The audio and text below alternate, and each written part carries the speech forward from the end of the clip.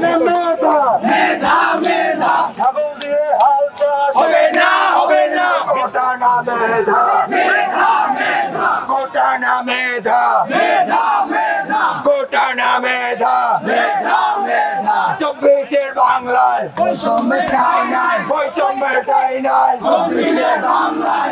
আমাদের কথা অত্যন্ত স্পষ্ট, আমরা কিন্তু ডিপ্লোমাদের বিরোধিতা করতেছি না, তাদের অধিকার হরণ করতেছি না, আমরা জাস্ট আমাদের অধিকারটা যাচ্ছি, এক ন্যায্য অধিকার, সাংবিধানিক অধিকার, একটা কি বলে যে আমরা ইঞ্জিনিয়ার হিসেবে আমাদের যে যোগ্যতাটা আছে সেই যোগ্যতা যথাযথ বাস্তবায়ন করতে যাচ্ছি। জাস্ট এই অধিকারটা আমাদের হরণ করা হয়েছে 2013 সাল থেকে এখন পর্যন্ত। আমরা এই বৈষম্যের শিকার, যার কারণে আমাদের 3 দফা সুস্পষ্ট দাবি দেওয়া হয়েছে।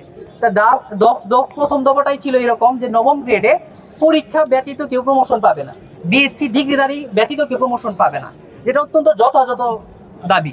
সেকেন্ড দাবিটা ছিল দশম গ্রেড সকলের জন্য উন্মুক্ত হবে। আপনি যদি বিএসসি পাশ করেন, আপনি কি এইচএসসি পরীক্ষা যে কোনো চাকরি রিকোয়ারমেন্ট যেখানে এইচএসসি পরীক্ষা দিয়ে আপনি ঢুকতে পারবেন, সেখানে চাকরির পরীক্ষা দিতে পারবেন না? অবশ্যই পারবেন।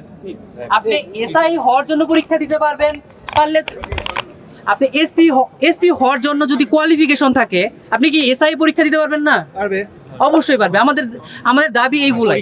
এখানে কোটা বলতে আসলে যেটা আমি বোঝাতে যাচ্ছি সেটা অলরেডি আমার বন্ধু বলেছে যে হচ্ছে আমাদের কিন্তু আমরা ডিপ্লোমা ডিগ্রিধারীদের আমরা অধিকার হরণ করতে চাই না, আমরা আমাদের অধিকারটা বাস্তবায়ন করতে চাই। দশম গ্রেডে যারা আসতে চায় তারা পরীক্ষা দিয়ে আসুক, আমাদের দাবি হচ্ছে এটা। নবম গ্রেডের অফিসিয়ালি প্রমোশন হচ্ছে 33%, কিন্তু অনেক ক্ষেত্রে দেখা যায় এই প্রমোশনটা প্রায় 50%, 60%, 70% আসে। আমরা চাচ্ছি যে এই প্রমোশন যে 33% যে কোটাটা আছে এইখানে মানে জাস্ট কোটার মাধ্যমে তারা কেউ আসবে না, তারা পরীক্ষা দিয়ে